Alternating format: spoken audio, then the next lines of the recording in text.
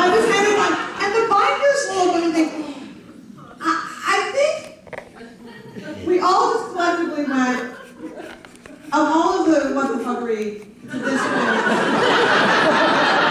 holy wow, dude, because I know that the cave that you were living in, where no women came into your purview that had any intellect, 8 years at Harvard, or at that company Bain that you created, or at the Olympics. And so when you were finally elected governor, and you looked around and went, wow, only I could find some smart women. Somebody go find me some smart women who don't have to get home and cook for their husbands. I don't know if you use the term career gals. But at that moment, I was like, there is more feminism in a shake weight commercial than in this person's entire. Okay, I mean, honestly, if you want to know how Mitt Romney probably ran Bain Capital, I would suggest just rent a Rock Hudson Doris Day movie. It's like so much that. But let me tell you, the best part of that debate, again, Libya was alone. But when Mitt Romney started going up, how Barack Obama never used the word terrorism. And when you hold the Trump card, we all want that moment in our lives, just one, right? You're just sitting there because that was so surreal, it almost felt like a movie. Like he was just sitting there. And when he had the opportunity to say, please proceed.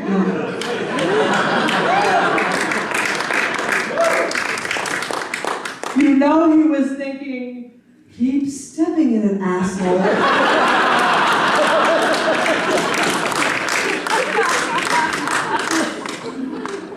It was awesome. It was awesome. And then it was just kind of like Barack Obama. From that point forward, the trajectory this way.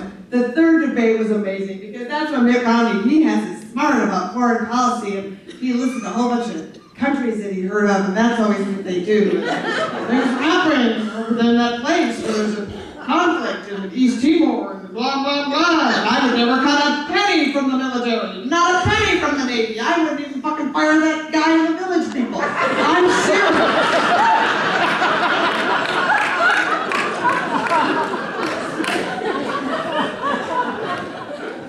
Same shit that's so stupid. I defend Israel.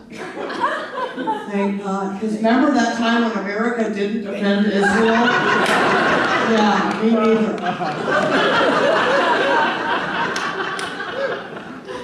And rumor has it that it was Al Franken who gave Obama the line, we don't have horses and bayonets either. And I don't know if that's true, but I hope it is.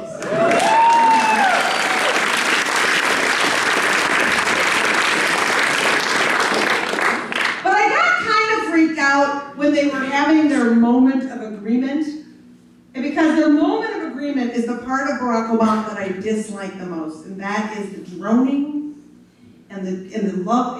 They talk about drones like they're helpful and they're awful, and they were having this coal drone off. I love coal. I love coal. I love clean coal. I love coal. I love this coal. There's no clean coal. Stop saying clean coal. It's like saying virginal whore. Stop saying it. Stop saying it. And the way they just kept talking about drones, and they love drones, and their agreement on drones. I was like, do you guys have drones in your spank bank? What's wrong with you?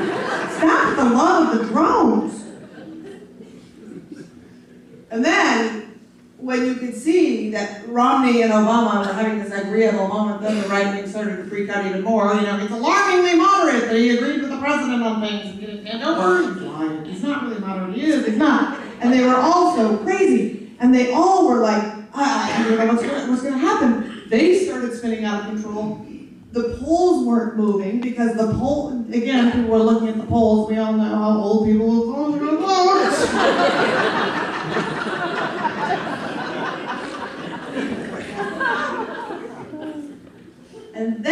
wasn't just Romney, it was the unsolicited surrogates who started fucking profoundly speaking out.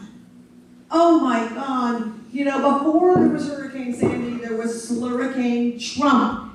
That guy, oh Donald Trump, has replaced that bunch as America's #1 best.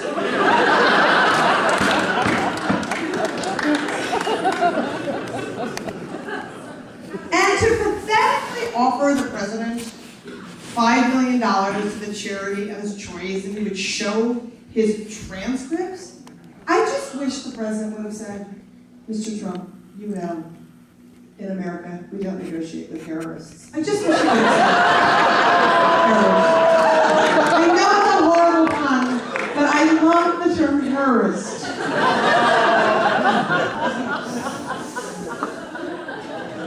You did laugh before you wrote it.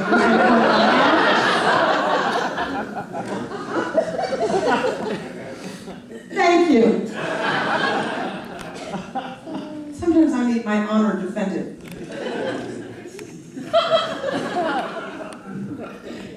It wasn't just him. I'm telling you, there should be a reality show called Here Comes Honey Sununu. I have to tell you, I made this graphic in 5 minutes. I was like, of all, it's a shit. Like, I just slapped his face on there because I was in a huge hurry, and I was like, Honey Sununu is too funny. I have to build the graphic, and I just didn't have enough time to finish it. Honey Sununu.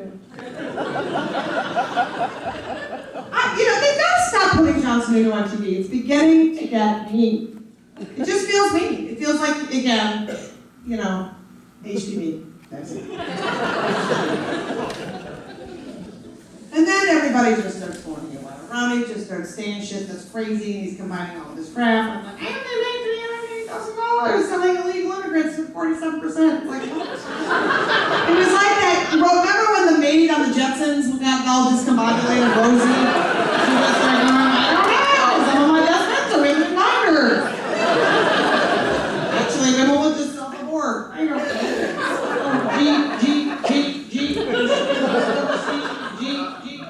Crazy.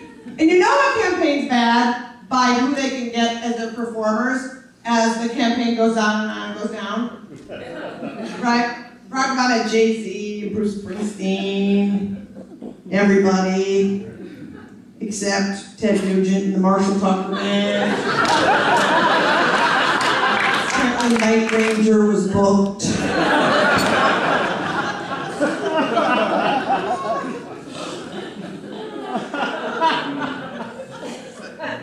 Now we're 2 weeks out. We're 2 weeks out of the election. And just when you go, oh wait, there couldn't be any more of a fuckwad than war on women, could there? Oh yes, yes there could. And his name was James Murdoch. Remember him? Maybe you don't my name. But he was the one that said that rape is a gift from God. Rape is a gift from God. Their God gives horrible gifts. In fact, if their God pulls my name for Christmas, tell him I just want a Bed Bath & Beyond card.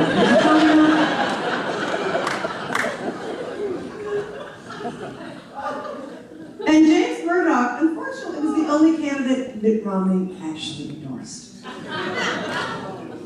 Yes, the only one. Isn't that amazing?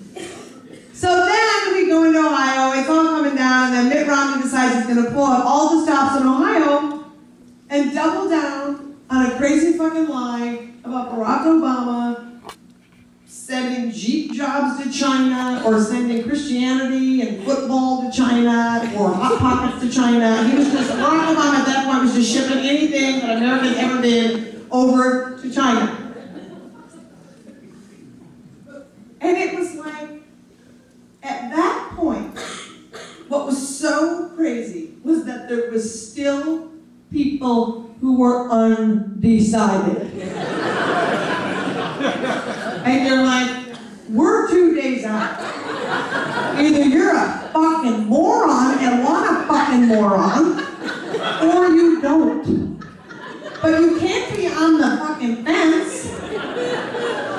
I don't know, sometimes I just think rape is good.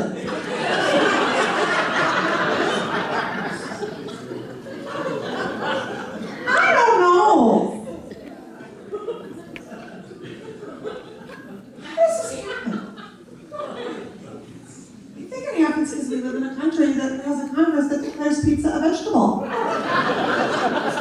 And declares, I think ranch dressing is a beverage. I think that we are just polluted. Our brains are polluted.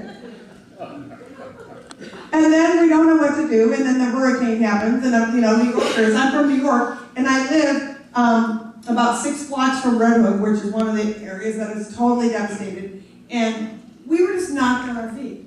It was like sitting there, and everybody just looked at each other, paralyzed, going, oh my God. We said something nice about Chris Christie.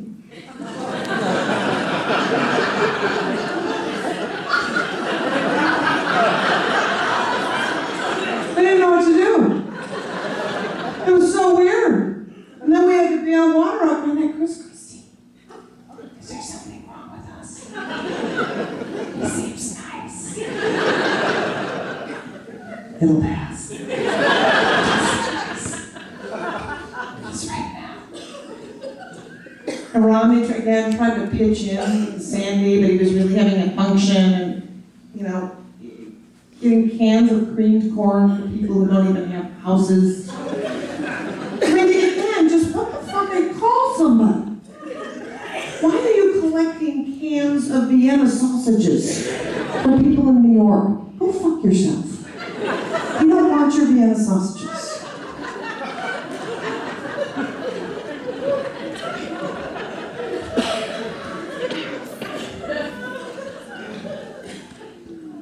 And there was panic, and now here we are on election day.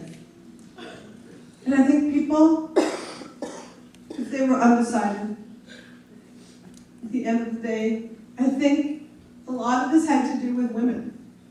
Looking at their lives and going, I need to vote based on how I want my life. And I think that if there would be one bumper sticker that never made it into the campaign, that could have sealed it up 6 months earlier, it would have been this one.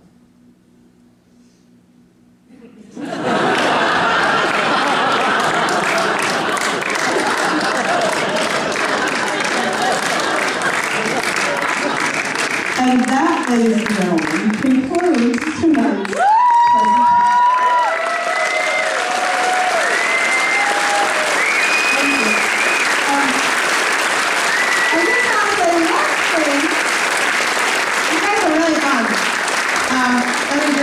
Thank you for coming. You guys are awesome.